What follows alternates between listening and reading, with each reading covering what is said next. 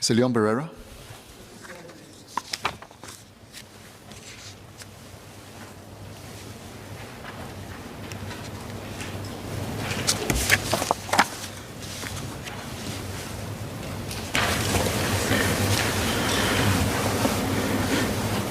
Mr. Speaker, may I have your permission to take questions 10 to 13 together? 10 to 13? Yes, please. Yes.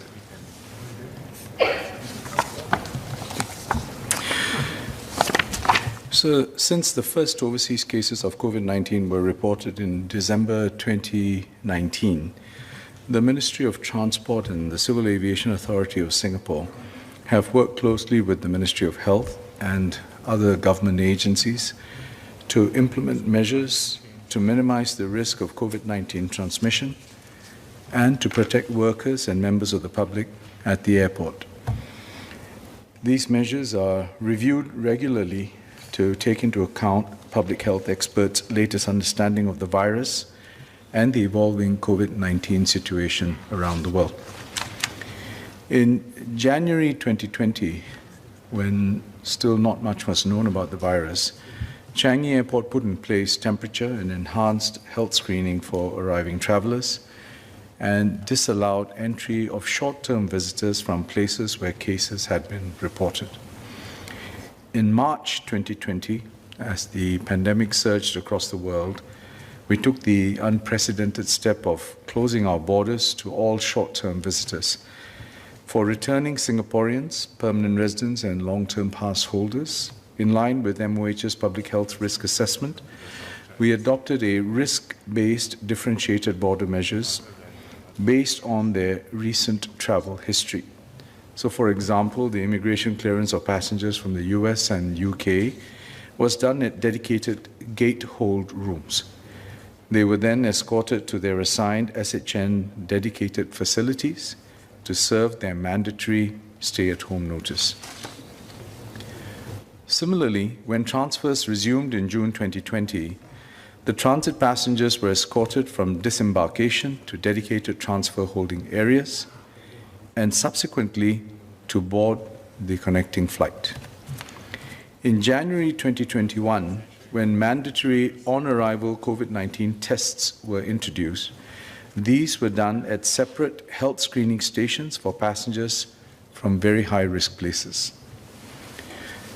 As observed by Ms. Yeo Wan Ling in a question, these measures had helped to ensure that for more than 16 months, that is from January 2020 to May 2021, the aviation community was able to keep our borders open while keeping Singapore and Singaporeans safe.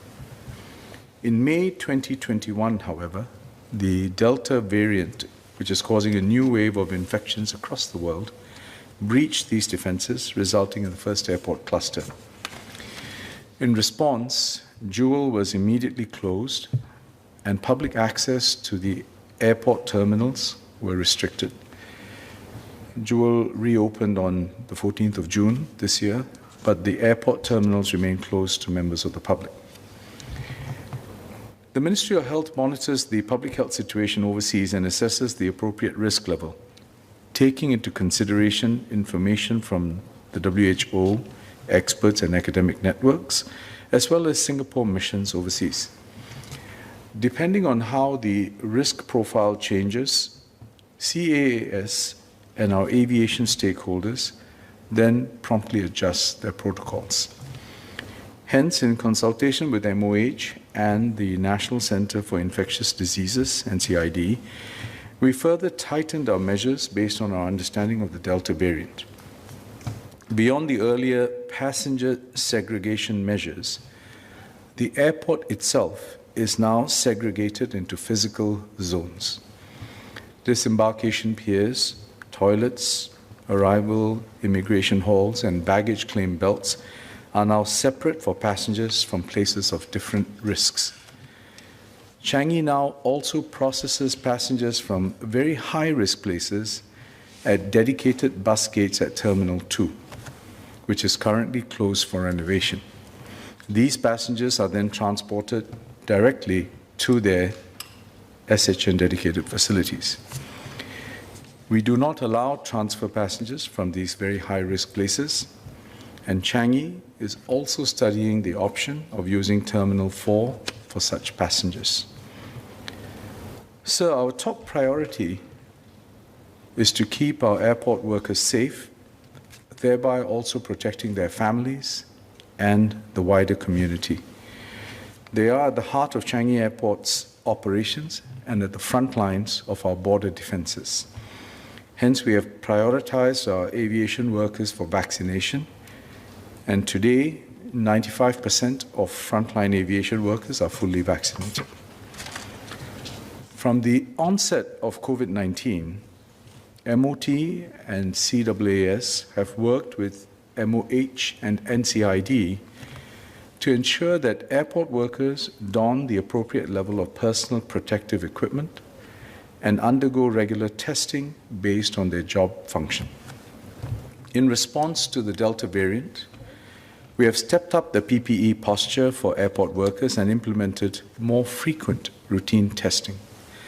Within the higher risk zones, workers are also cohorted and have separate toilet, dining, and rest facilities. Collectively, these measures represent a fundamental shift in operations, imposing further adjustments and stress on our airport workers as they adjust to a very different workflow. For example, workers in the higher risk zone have to stay within that zone during their meal times and break times, which can be quite isolating from a social point of view. We are also working closely with union leaders and industry players to help our workers adapt to these new measures. My ministry and I are deeply appreciative of the sacrifices made by the airport community to ensure that our borders remain open for essential supplies and for Singaporeans to return home. The aviation community has set aside $15 million for airport workers' welfare during this time. I'm also very glad for the support from our corporate partners and members of the public, including some CAAS staff who started Friends for Aviation to provide encouragement and practical support for our frontline airport workers. Mr. Speaker, even as we stay vigilant and adjust to protect ourselves from the evolving virus, we must do our best to safeguard Singapore's hard-earned position as a global air hub. We must adapt to a new normal where we keep our borders open and safe for passengers, our airport workers, their families, and the community. Only then can Changi continue to thrive as a safe aviation hub, connecting Singapore to the world and the world to Singapore. S Iswaran.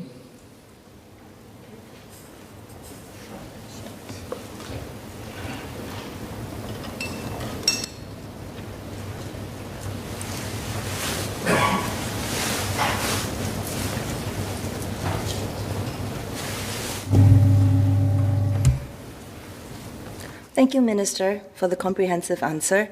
Sir, I have 3 supplementary questions. In May, we had the unfortunate situation where an 88-year-old cleaner working in T3 caught the virus at work. What are some of the additional measures we have put in place to protect the more vulnerable workers at the airport? Secondly, I declare that I am an advisor to the NTA and the NPHVA. Taxi drivers and private hire drivers are transport partners in the larger ecosystem of workers supporting airport functions. Have these safety measures put in place by the airports over the past 16 months also factored in our drivers' comfort and safety? Finally, I'm very glad to hear that 95% of our workers are vaccinated.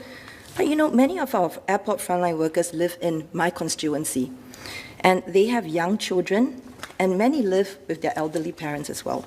So as our airports start to open up, and should our frontliners catch the virus, will the ministry also be coming up with more support measures to assist these families and workers, especially if livelihoods are affected?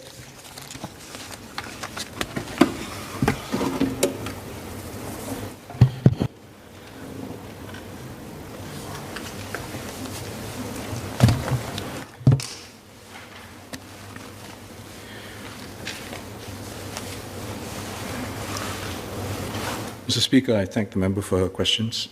I think the overall theme of her questions, which I think are quite appropriate, is the focus on the welfare of the aviation workers, the workers on the front line, and those who are supporting.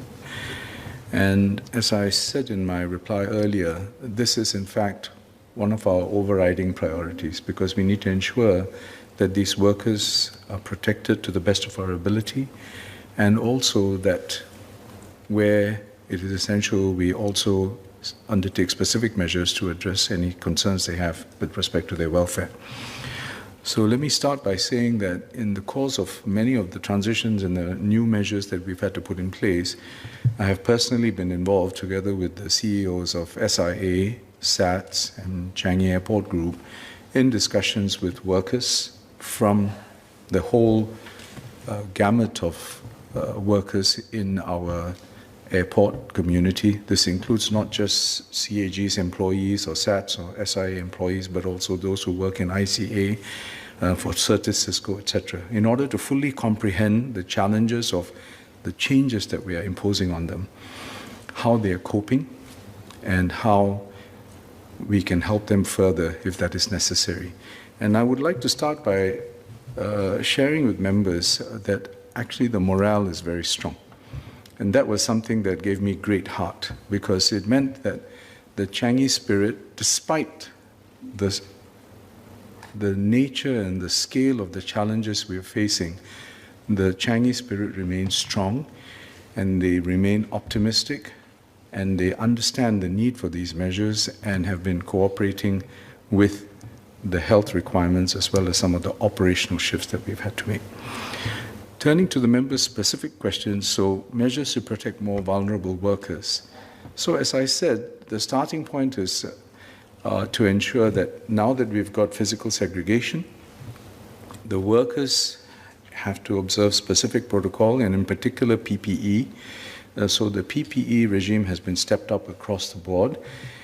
And this now, so they don and doff, and they're trained on this already, but we've re-emphasized this. And on top of that, of course, is the vaccination program, which is a general program that we've undertaken. And in terms of testing regime, we have now RRTs, rostered routine testing for workers. So those who are in the high-risk areas, we do 7-day PCR and an ART on day 3 or day 4. For those who are in the less risky areas, we conduct a RRT PCR tests on every 14 days, and on about day 7 or day 8, we do the ART testing. So these and the protocols themselves are all designed to protect the workers to the best of their ability. The management of the companies are also committed to ensuring that if any worker finds it very difficult to continue in that particular role, then they will find a way to redeploy them elsewhere so that they can continue to work, but in a different context. I agree with the member, taxi drivers, limousine drivers, they're a very important part because they are the extension of the broader network in terms of transport and connectivity. In particular, we have instituted, as you know, again, a vaccination drive is a key part of this. And we're also, they know what are the protocols to be observed in terms of when they're carrying passengers, the kind of safe SMM measures they need to observe and so on. And there's also testing regimes in place for them. Livelihoods, this is key.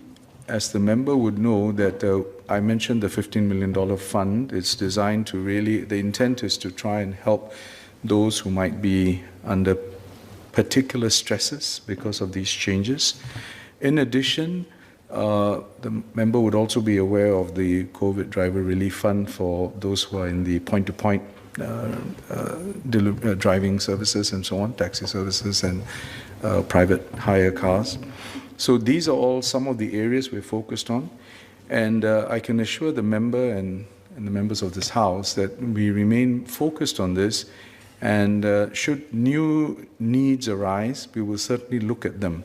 As the member would be aware, even with, for example, the COVID driver relief fund, the government responded very quickly with the help and support of the Ministry of Finance.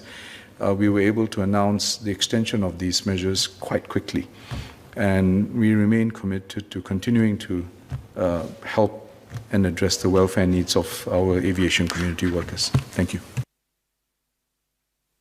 Mr. Leon Pereira.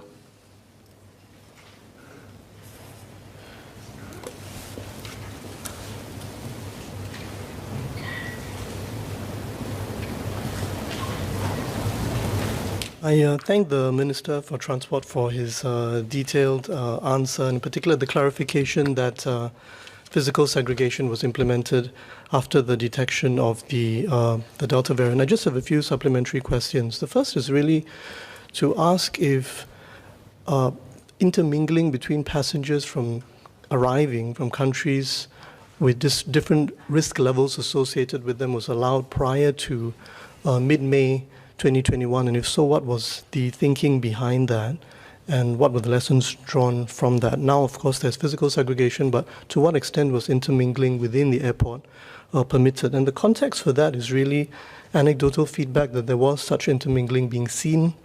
Whether that is accurate or not, I'm not sure, and that's why I'm asking the SQ. And with your permission, Mr. Speaker, sir, may I quote very briefly from a Straits Times Forum letter from someone in April that gained some wide circulation.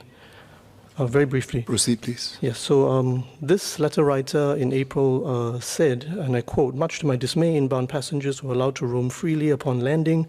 One was free to hang around in the terminal between departure gates for as long as one wanted, rather than being sent straight to swab testing. I observed similar unregulated processes at the baggage claim area long before passengers were funneled to the stations, and so on and so forth." And this was from April, of course. So now, of course, we've had that physical segregation. So I just wanted to ask whether that was the case, what was the thinking behind that, what were the lessons drawn from that. A second supplementary question is just what are the criteria that the government uses to classify countries into different risk levels, and does that take into account the extent of vaccination? Thank you.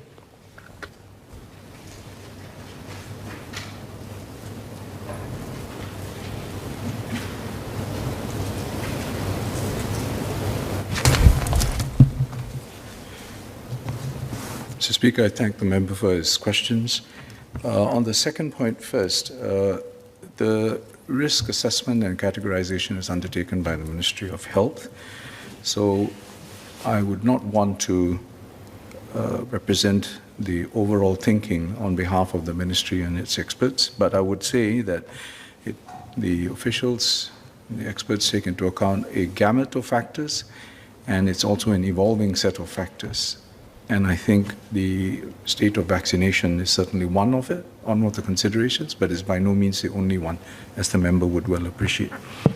Secondly, on the point about intermingling and what was the thinking, etc., as I explained in some detail in my response to the member's question earlier, the starting point must be that we are undertaking measures based on a detailed risk assessment.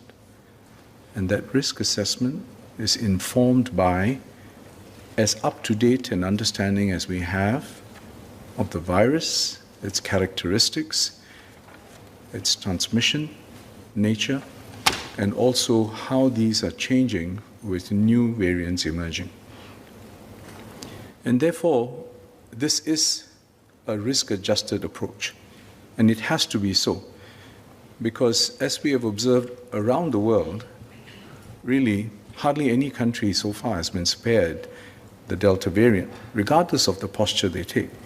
What we need to do is ensure that the posture we adopt and the measures that we adopt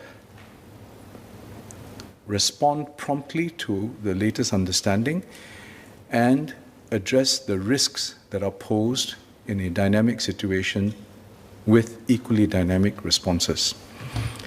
So in that context, prior to the latest set of measures and the physical segregation that I talked about, we had progressively instituted a series of measures which I have just elaborated, so I don't propose to repeat them. Now, there may well have been some intermingling, but that was not something that was encouraged. It was actually generally designed for people to move from the aircraft to the immigration process, collect their baggage and exit. Now, I also want to emphasize to the member what we have undertaken in Changi now with physical segregation of the airport is really turning the operating model on its head. And I hope we all appreciate that. Because civilian airports, as we might recall from a not too distant past, are designed for passengers to come in and to actually have an experience at the airport, what we call the Changi experience. So when we now say passengers are completely segregated physically in different zones, and their movement from aircraft to immigration, to customs, to baggage collection, to transportation, etc., and we add now testing, is a completely different model. And so we must appreciate that every move like this that we make entails significant adjustments, not just from an operational point of view, but also in terms of the burden it imposes on the workers at the airport. So I want to emphasize that a point that I made earlier, but I think it bears emphasis again, which is that we want to do everything we can to ensure the safety of our passengers, our aviation workers, their families, and through that, the larger community. But we also want to ensure that the measures we take reflect our best judgment of the risks based on an evolving situation, and we ensure to the best of our ability that we respond in a manner that addresses those risks. Mr. Saktiandi Supa.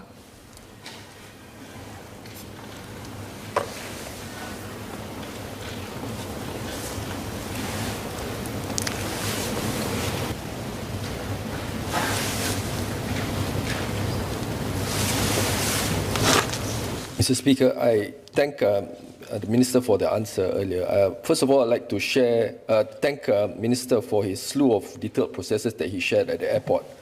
Thank him because I do have a number of residents who are working as cleaners and airport staff at the airport. I have two supplementary questions. First, seek clarification from Minister about, he mentioned about Terminal 2, some segregation in Terminal 2 and potential of Terminal 4 being used in the future. Can he share whether this would be a temporary or permanent sort of situation so as to reassure the public, in particular as well because Jewel is now open to the public, and whether he can reassure whether Jewel is safe for the public to visit going forward. My second question is, as Minister has mentioned, taking a risk-adjusted approach is taken, but ideally as an air hub, it will be very difficult to maintain this at our airports as we plan to hopefully open up the economy, hopefully sooner than later, and to reinstate activity in our airport. Can Minister share how we can actually maintain this potentially start-stop or segregation processes that we have in the future, and whether there will be need of infrastructure changes at the airport in the future, given this start-stop situation or scenario, which could be a possibility? Thank you, Minister.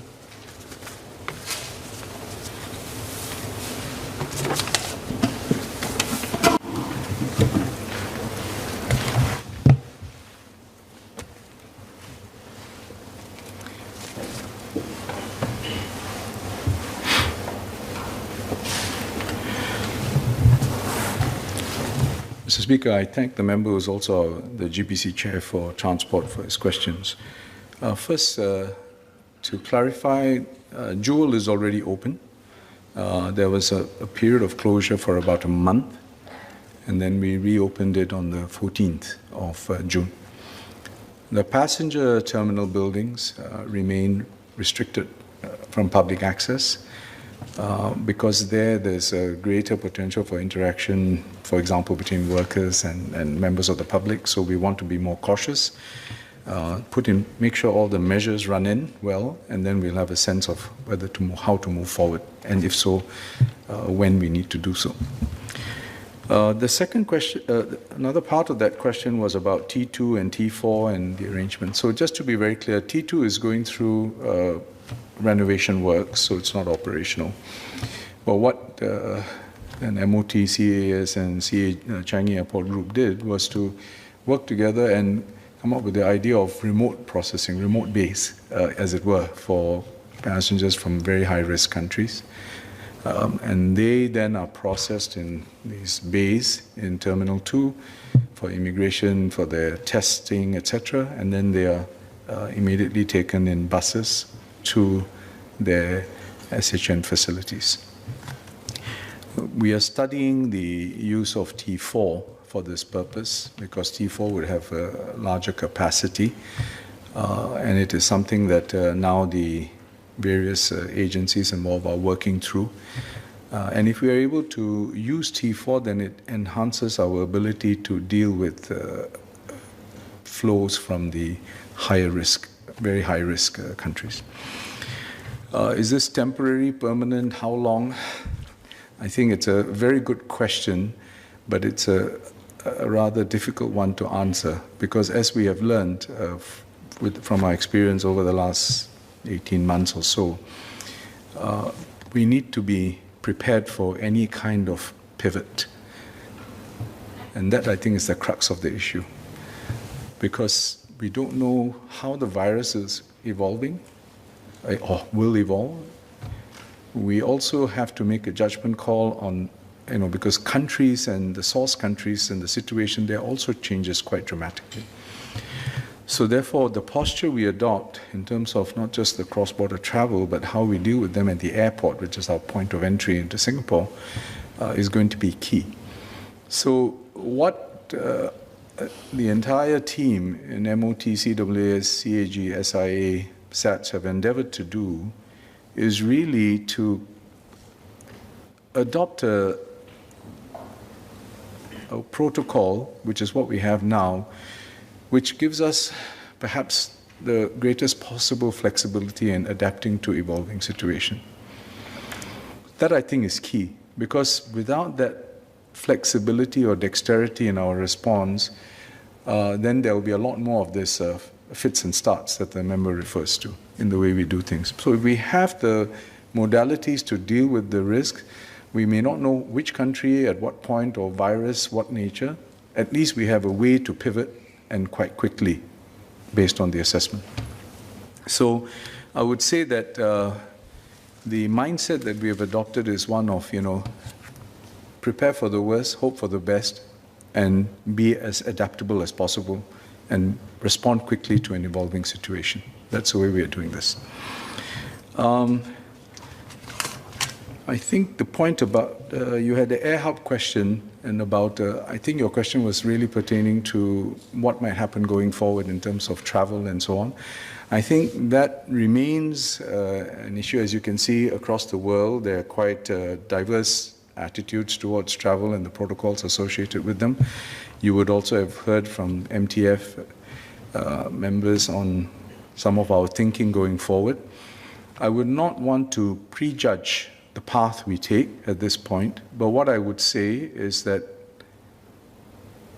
the overriding commitment is to ensure that we are able to facilitate safe travel so that Changi will remain a safe aviation hub for travelers from around the world and certainly for Singaporeans.